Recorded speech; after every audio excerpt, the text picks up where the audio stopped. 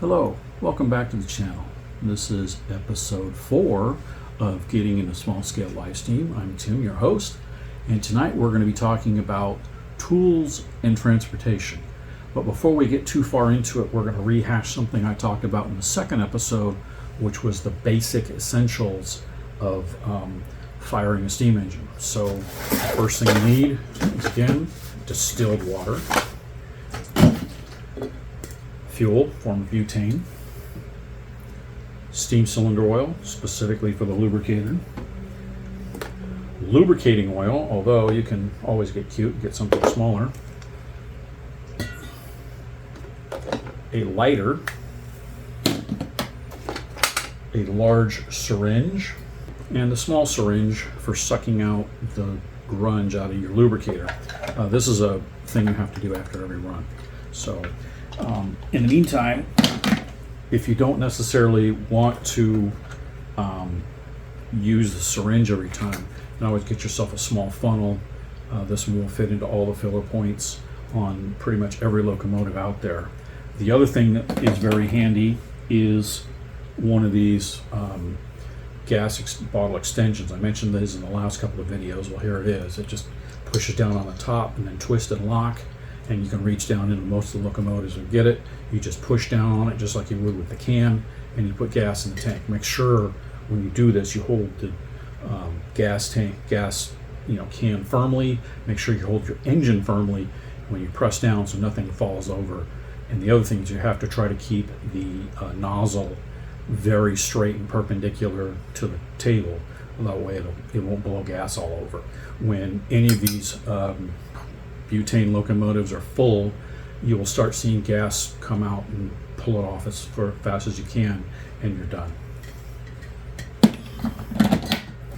One of the other things that you'll hear me talk about a lot is the Goodall valve. Here is a Goodall valve spray bottle. Normally there's a brass tip on the end of the hose.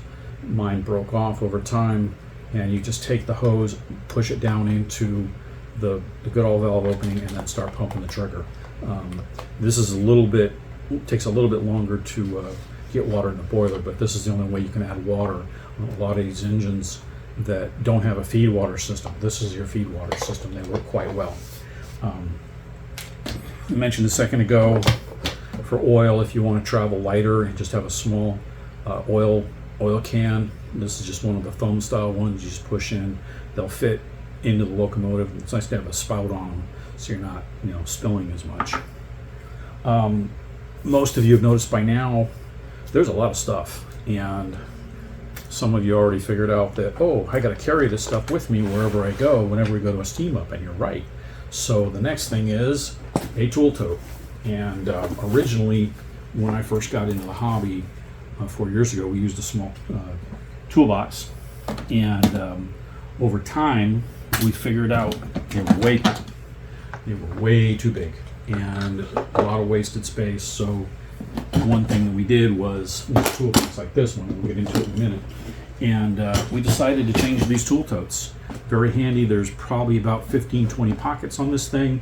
You can store a lot of things like flashlights.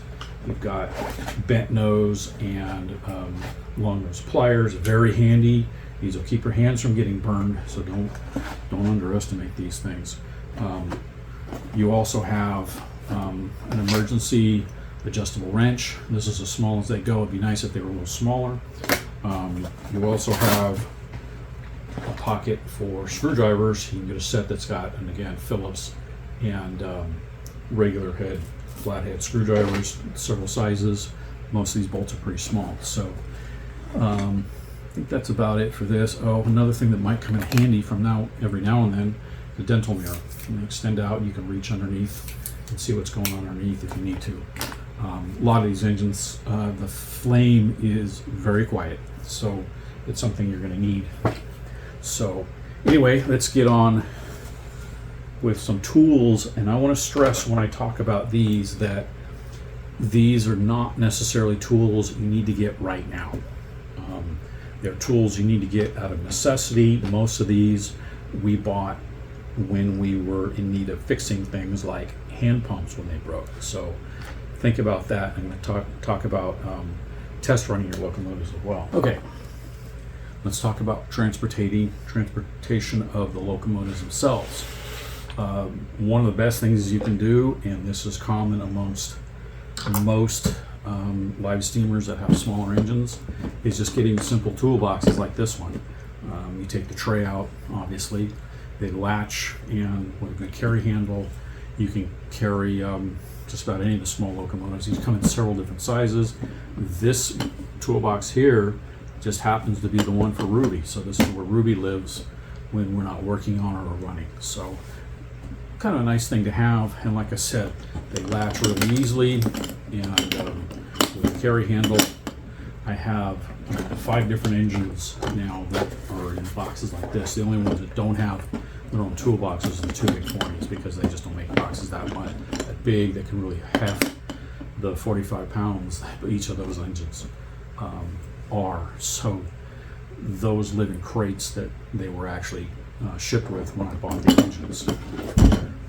Another thing that you want to think about as time goes on is working, and if you ever decide to do one of these as a kit, is get a set of rollers, rolling road bed as some people call them.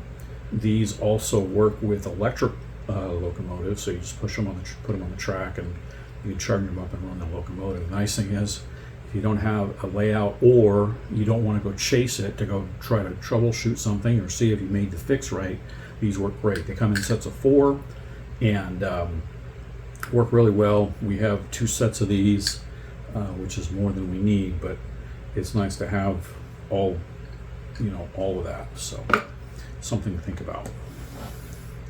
The last things we're going to talk about are tools. And one of the first things I talked about earlier is don't get a lot of these unless you really have a need. We bought a lot of these tools when the water pumps broke on the Forneys. When mine broke, I actually had to go over to AccuCraft and borrow their tools and work on the locomotive there. And it took us a while, just because where's this, where's that, and it was kind of a pain. So think about that as you go along. Again, you probably don't need these right away, but over time you're going to want to start collecting things like the screwdrivers that I showed a second ago, for instance. But this box is just a nice little storage caddy. It's well latched, so it does stay shut. And then inside you have a number of compartments for various types of things. Some of the tools that are out there, some of them are a little expensive, but some things you really need is a good set of nut drivers. These sometimes in the smaller sizes are a little harder to find.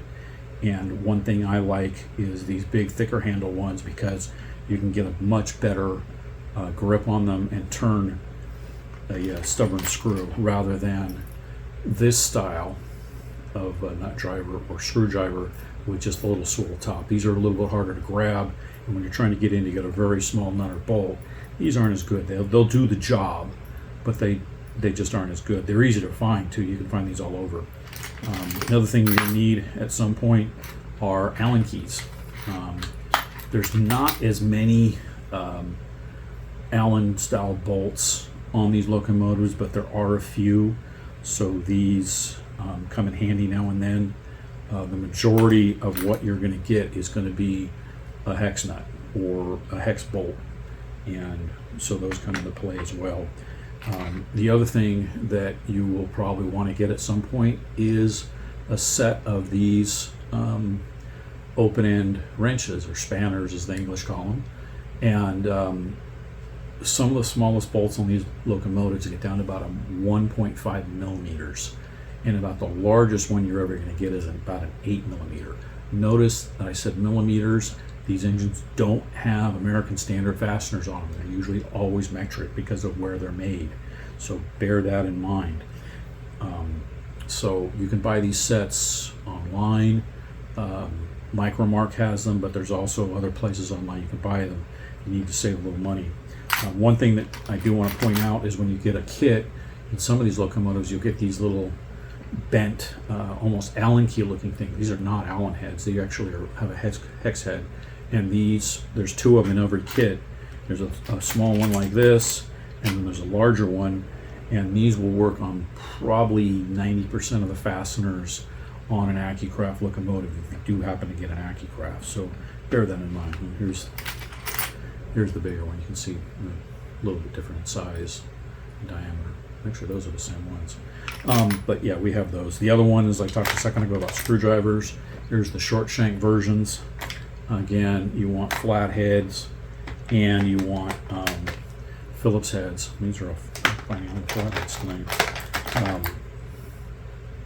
And these are very handy to have because there's a lot of Phillips and flathead screws on these locomotives, and like I said, they just back out.